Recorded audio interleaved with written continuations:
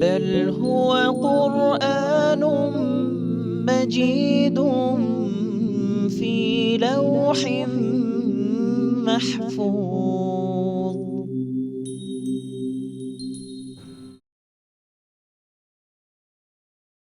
بسم الله الرحمن الرحيم.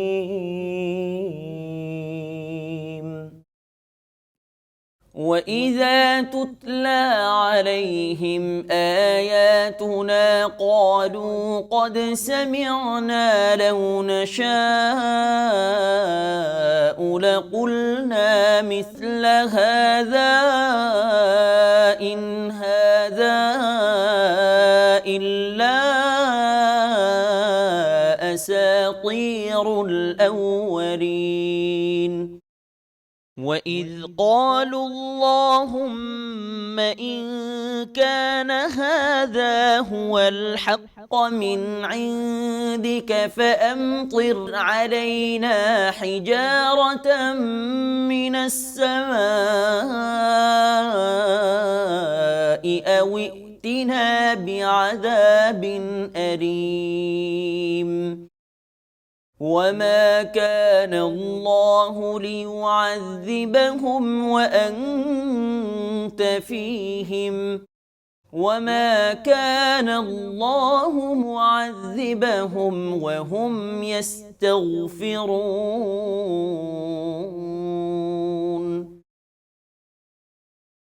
وما لهم ألا يعذبهم الله وهم يصدون عن المسجد الحرام وما كانوا أولياءه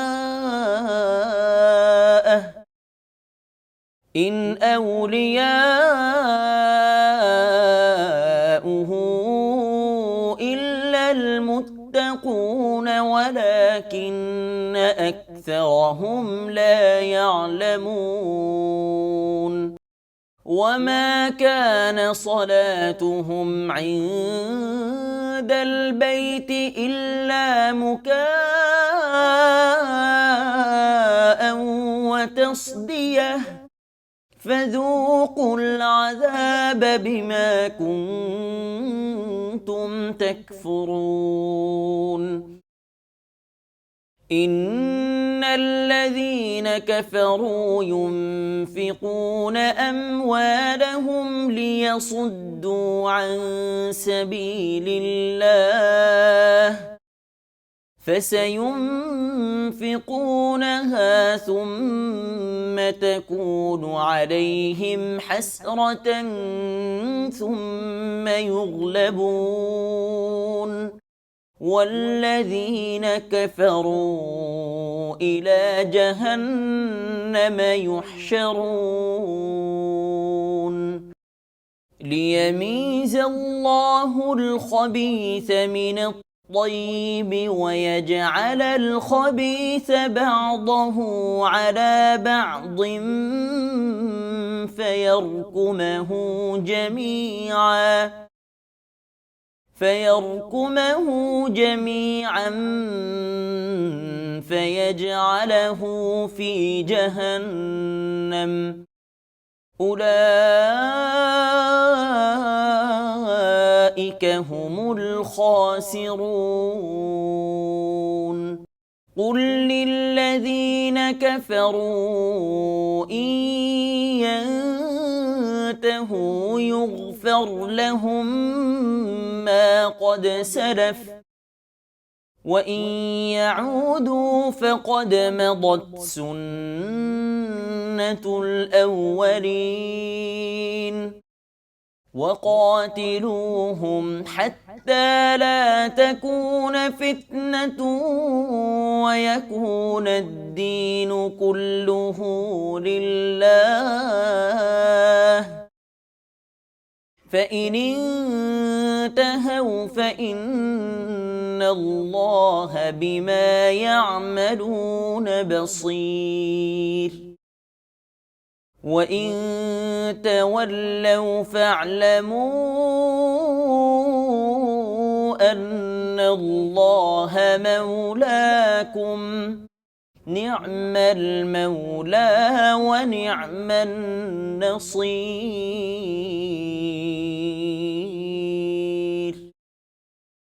واعلموا أنما غنمتم من شيء فأن لله خمسه وللرسول ولذي القربى واليتامى والمساكين وابن السبيل إن كنتم آمنتم بالله وما أنزلنا على عبدنا يوم الفرقان يوم التقى الجمعان والله على كل شيء قدير إذ أنتم بالعدوة الدنيا وهم بالعدوة القصوى والركب أسفل منكم ولو تواعدتم لاختلفتم في الميعاد ولكن ليقضي الله أمرا كان مفعولا ليهلك من هلك عن بينة ويحيى من حي عن بينة وإن الله لسميع عليم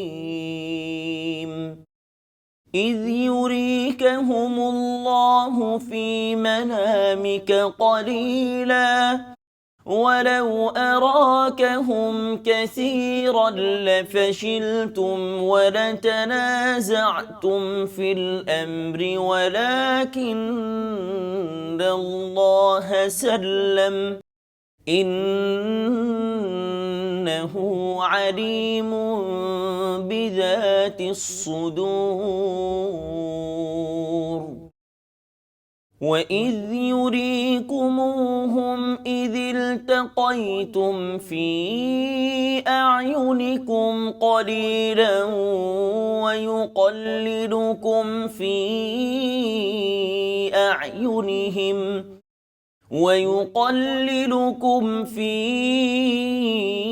أعينهم ليقضي الله أمرا كان مفعولا وإلى الله ترجع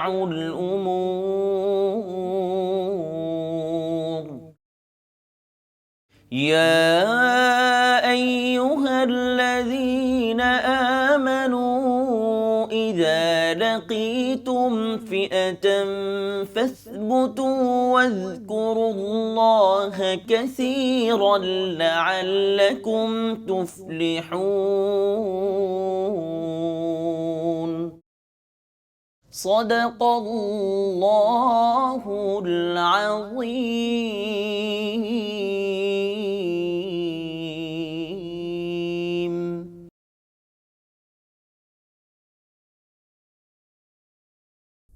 পরম দয়ালু আল্লাহর নামে।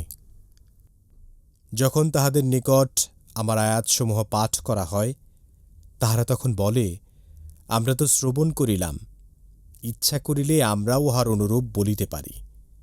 ইহা তো শুধু সেকালের লোকদের উপকথা। স্মরণ কর, তাহারা বলিয়াছিল, হে আল্লাহ, ইহা যদি তোমার পক্ষ হইতে সত্য হয় তবে আমাদের উপর আকাশ হইতে প্রস্তর বর্ষণ করো কিংবা আমাদেরকে মর্মন্তুদ শাস্তি দাও। আল্লাহ এমন নন যে তুমি তাহাদের মধ্যে থাকিবে অথচ তিনি তাহাদেরকে শাস্তি দিবেন, এবং আল্লাহ এমনও নন যে তাহারা ক্ষমা প্রার্থনা করিবে অথচ তিনি তাহাদেরকে শাস্তি দিবেন। এবং তাহাদের কি বা বলিবার আছে যে আল্লাহ তাহাদেরকে শাস্তি দিবেন না যখন তাহারা লোকদেরকে মসজিদুল হারাম হইতে নিবৃত্ত করে? তাহারা উহার তত্ত্বাবধায়ক নয়, শুধু মুত্তাকিগণই উহার তত্ত্বাবধায়ক। কিন্তু তাহাদের অধিকাংশ ইহা অবগত নয়। কাবাগৃহের নিকট শুধু শীষ ও করতালি দেওয়াই তাহাদের সালাত, সুতরাং কুফরির জন্য তোমরা শাস্তি ভোগ করো। আল্লাহর পথ হইতে লোককে নির্বৃত্ত করার জন্য কাফিররা তাহাদের ধন সম্পদ ব্যয় করে। তাহারা ধন সম্পদ ব্যয় করিতেই থাকিবে, অতঃপর উহা তাহাদের মনস্তাপের কারণ হইবে। ইহার পর তাহারা পরাভূত হইবে এবং যাহারা কুফরি করে তাহাদেরকে জাহান্নামে একত্র করা হইবে। ইহা এই জন্য যে আল্লাহ কুজনকে সুজন হইতে পৃথক করিবেন এবং কুজনদের এককে অপরের উপর রাখিবেন, অতঃপর সকলকে স্তূপীকৃত করিয়া জাহান্নামে নিক্ষেপ করিবেন। ইহারাই ক্ষতিগ্রস্ত।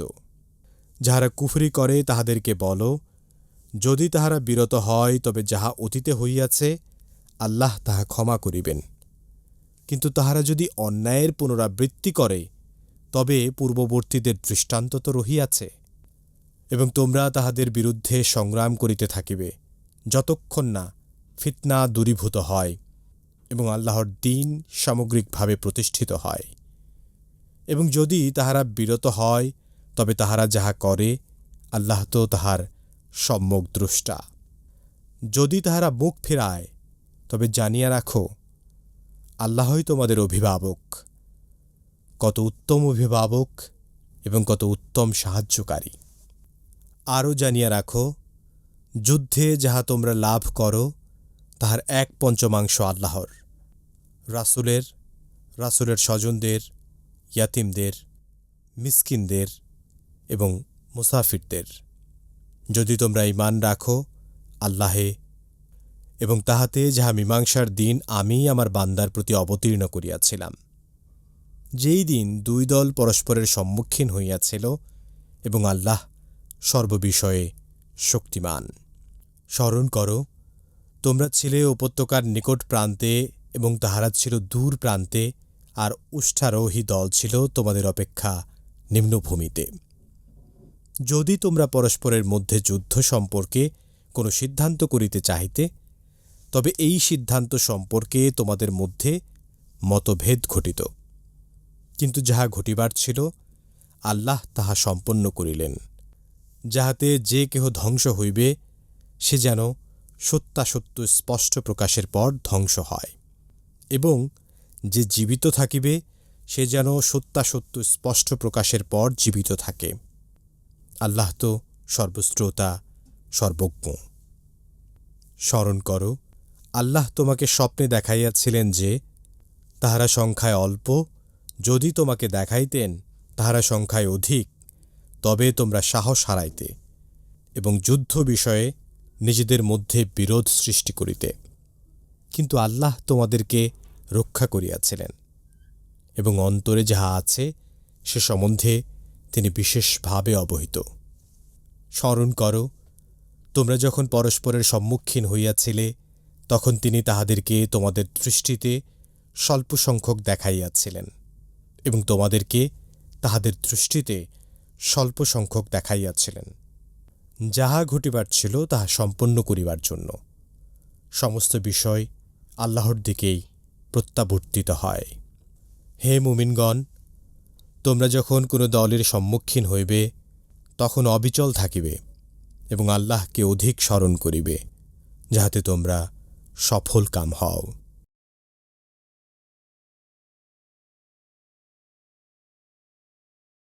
আলহামদুলিল্লাহি রাব্বিল আলামিন ওয়াল আকিবাতু লিল মুত্তাকিন ওয়াসসালাতু ওয়াসসালামু আলা নাবিয়িনা মুহাম্মদ সাল্লাল্লাহু আলাইহি ওয়াসাল্লাম ওয়া আলা আলিহি ওয়া আসহাবিহি আজমাইন। সুপ্রিয় দর্শক শ্রোতা, আসসালামু আলাইকুম ওয়া রাহমাতুল্লাহি ওয়া বারাকাতুহু। সময় সংবাদের নিয়মিত অনুষ্ঠান লৌহে মাহফুজ থেকে আপনাদের সকলকে জানাচ্ছি আন্তরিক শুভেচ্ছা ও মোবারকবাদ। সুপ্রিয় শ্রোতা, আমরা এতক্ষণ পর্যন্ত পবিত্র কোরআনুল কারীমের সূরা আনফালের 31 নম্বর আয়াত থেকে 45 নম্বর আয়াতের তেলাওয়াত শুনলাম তর্জমা। আসুন আমরা এই আয়াত কারিমাগুলোর সংক্ষিপ্ত তাফসীর শুনি। আল্লাহ তাআলা আমাদের সকলকে পবিত্র কোরআন বোঝার তৌফিক দান করুন, আমিন। সুপ্রিয় শ্রোতা, 31 নম্বর আয়াতে আল্লাহ তাআলা বলেন, ওয়াইযা তুতলা আলাইহিম আয়াতুনা ক্বালু ক্বাদ সামি'না লাউ নাশাউ লাকুলনা মিসলা হাযা ইন হাযা ইল্লা আসাতিরুল আউয়ালিন। তাদেরকে যখন আমার আয়াতসমূহ পাঠ করে শোনানো হয় তখন তারা বলে, আমরা শুনেছি, ইচ্ছা করলে আমরা এর অনুরূপ বলতে পারি। নিঃসন্দেহে এটা তাদের জন্য একটা উপাখ্যান ছাড়া আর কিছুই নয়। তার মানে আল্লাহ রাব্বুল আলামিন যে সকল কথা নাজিল করেছেন তারা সেরূপ কথা বলতে পারবে, এটা একটা ডাহা মিথ্যা কথা। সুতরাং তাদের এই দাবিটা একেবারে অসার, অন্তঃসার শূন্য। অতএব তারা কোশ্চিনকালেও আল্লাহর যে বাণী পাঠিয়েছেন তার সমকক্ষ কোনো কথা তারা উপস্থাপন করতে পারবে না এবং সক্ষম হবে না।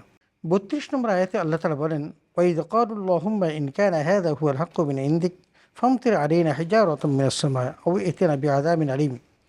আসলে আল্লাহ রাব্বুল আলামিন তার নবীর মাধ্যমে জানিয়ে দিচ্ছেন যে, স্মরণ করো যখন তারা বলেছিল, হে আল্লাহ, এই কোরআন যদি আপনার পক্ষ থেকে সত্য হয় তাহলে আকাশ থেকে আমাদের জন্য আপনি পাথর বৃষ্টি বর্ষণ করুন। তার মানে তারা ধ্বংস চেয়েছিল, কারণ তারা মিথ্যা প্রতিপন্ন করেছিল এবং এটা বিশ্বাস করে নাই যে আল্লাহর পক্ষ থেকে কোরআন নাজিল হয়েছে। যখন তারা এরূপ বললেন এবং তারা এটাও চাইল যে আমাদের উপর কঠিন পীড়াদায়ক শাস্তি অবতীর্ণ করুন, এটা ছিল তাদের দাবি। কিন্তু আমার আল্লাহ তাআলা স্পষ্ট করে জানিয়ে দিয়েছেন, হে নবী, আপনি যতদিন পর্যন্ত এই জমিনে থাকবেন, তাদের মাঝে থাকবেন, এরা যত বড় কাফেরই হোক না কেন, আমি কিন্তু তাদেরকে শাস্তি দেব না। কারণ এটা আপনার সম্মান, আপনার সম্মানের কারণেই তারা এত প্রত্যাশা করলো। তারা চাইলেও তাদেরকে আমরা কোনো আযাব দেব না এবং কোনো কষ্ট দেব না।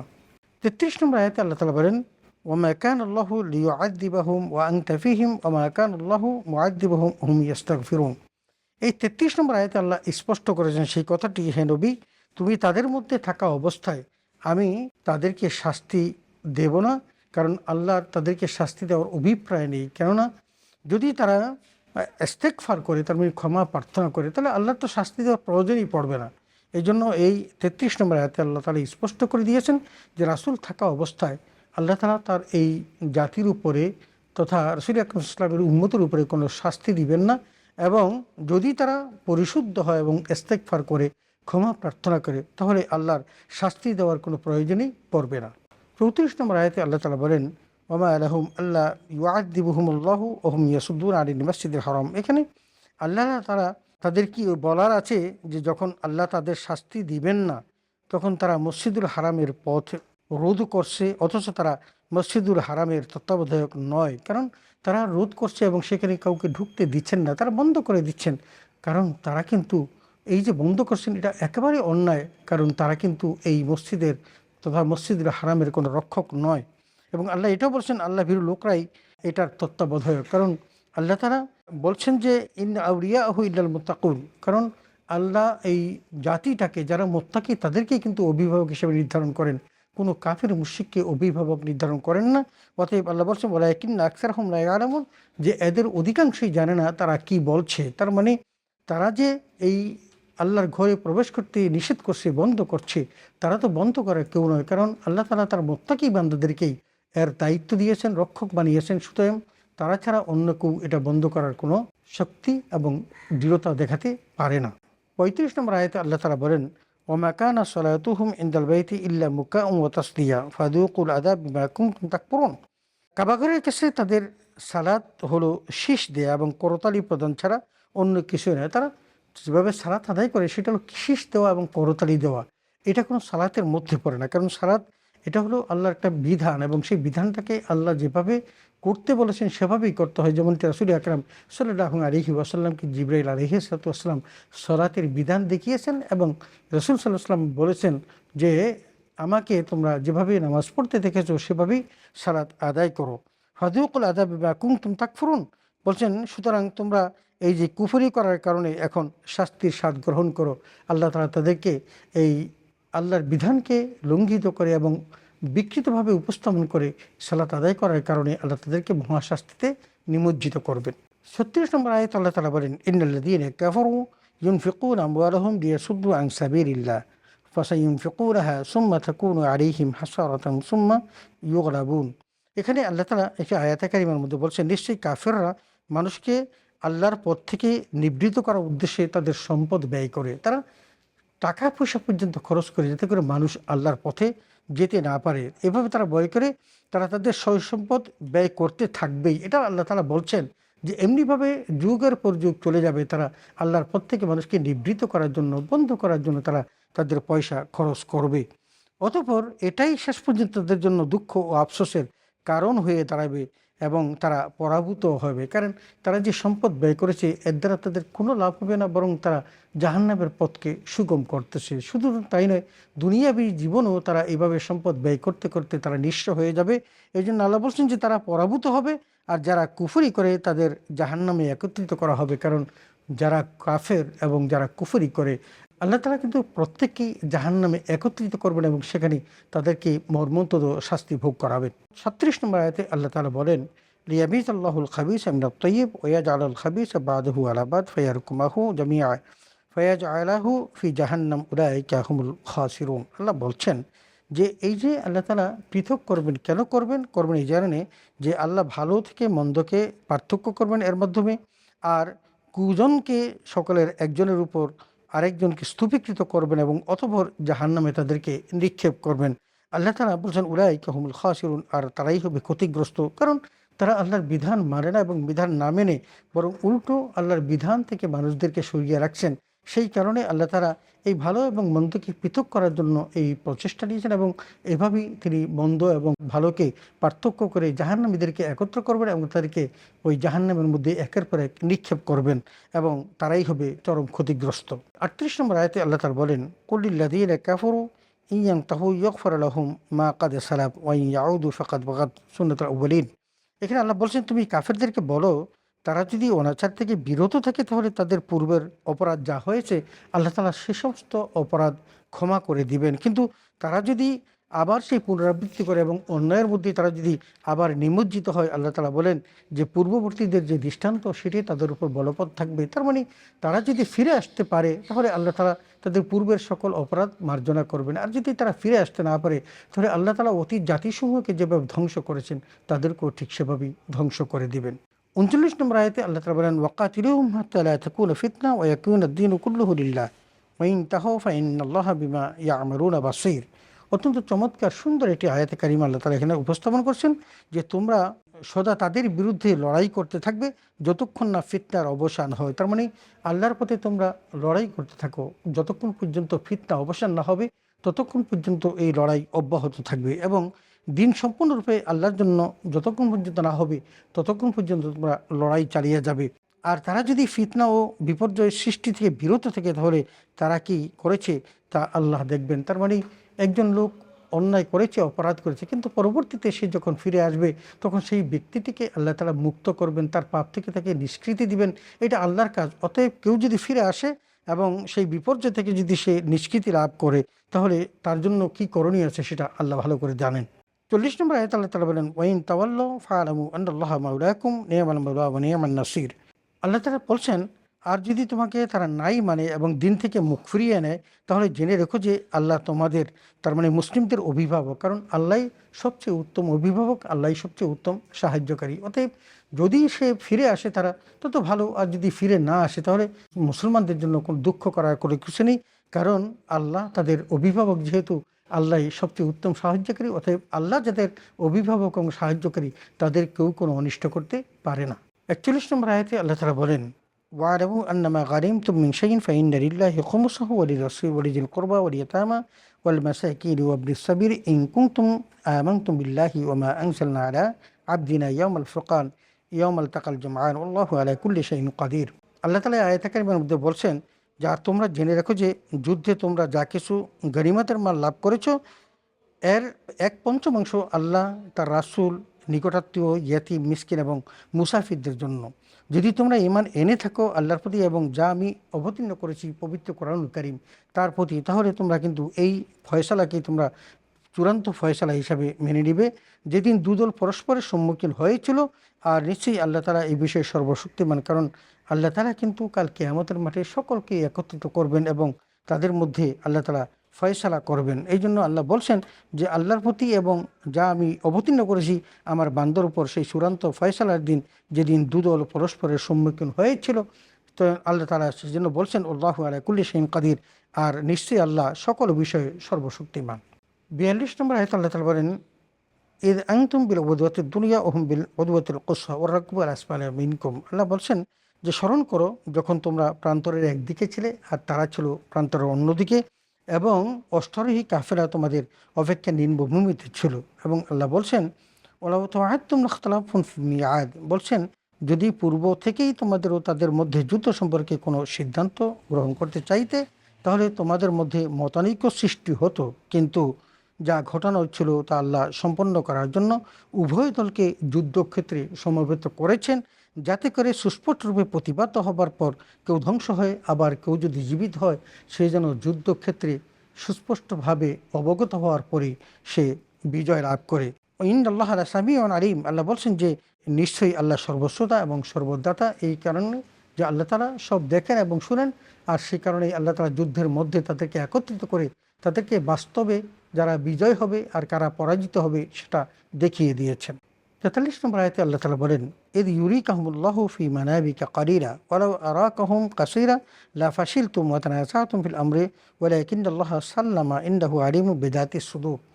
আল্লাহ তাআলা রাসূল আকরাম সাল্লাল্লাহু আলাইহি ওয়াসাল্লামকে লক্ষ্য করে বলেন, আপনি স্মরণ করুন যখন আল্লাহ আপনাকে স্বপ্ন দিকে তাদের সংখ্যা অল্প দেখিয়েছিলেন। কেন দেখালেন সেটা আল্লাহ ভালো করে জানেন। যদি তোমাকে তার সংখ্যা অধিক দেখাতেন তাহলে তোমরা সাহস হারিয়ে ফেলতে, কারণ তোমরা যখন দেখতে যে কাফেরদের সংখ্যা অনেক বেশি তাহলে তোমরা কিন্তু সাহস হারিয়ে ফেলতে এবং যুদ্ধ সম্পর্কে তোমাদের মধ্যে মতানৈক্য সৃষ্টি হতো। কিন্তু আল্লাহ তোমাদেরকে রক্ষা করেছেন, অন্তরে যা কিছু আছে সে সম্পর্কে তিনি সবিশেষ অবহিত। তোমাদেরকে ওই কাফের মুশরিকদেরকে কম দেখানোর মূল কারণটাই ছিল যাতে করে তোমরা বিচলিত না হও এবং তোমরা তাদের দেখে ভয় না পাও। ৪৪ নম্বর আয়াতে আল্লাহ তাআলা বলেন ওয়াইদ ইউরিকুমুহুম ইয ইলতাকাইতুম ফি আয়ুনিকুম কালিলা ওয়া ইউকাল্লিলুকুম ফি আয়ুনিহিম লিয়াকদিয়াল্লাহু আমরান কানা মাফউলা ওয়া ইলাল্লাহি তুরজাউল উমুর।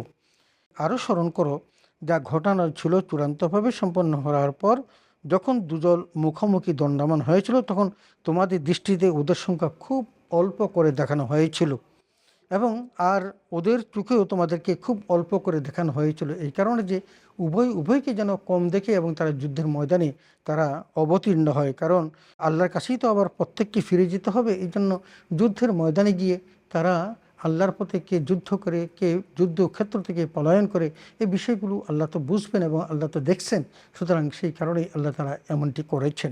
৪৫ নম্বর আয়াতে আল্লাহ তাআলা বলেন ইয়া আইয়ুহাল্লাযীনা আমানু ইযা লাকীতুম ফিআতান ফাসবুতু ওয়াযকুরুল্লাহা কাসীরান লাআল্লাকুম তুফলিহুন। আল্লাহ বলছেন, হে ঈমানদারগণ, তোমরা আল্লাহকে অধিক স্মরণ করো এবং অবিচল থাকবে যখন কোনো দলের সম্মুখীন হও, আশা করা যায় তোমরা সফল কাম হবে। আল্লাহ তাআলা তাদেরকে সাহস দিচ্ছেন ঈমানদারদেরকে এবং বলছেন যে যখন তোমরা কারোর সাথে যুদ্ধের মোকাবেলা করো তখন তোমরা সাহস হারাবে না, তোমরা যুদ্ধের ময়দানে অবতীর্ণ হবে এবং কঠিনতরভাবে তোমরা যুদ্ধে ঝাঁপিয়ে পড়বে।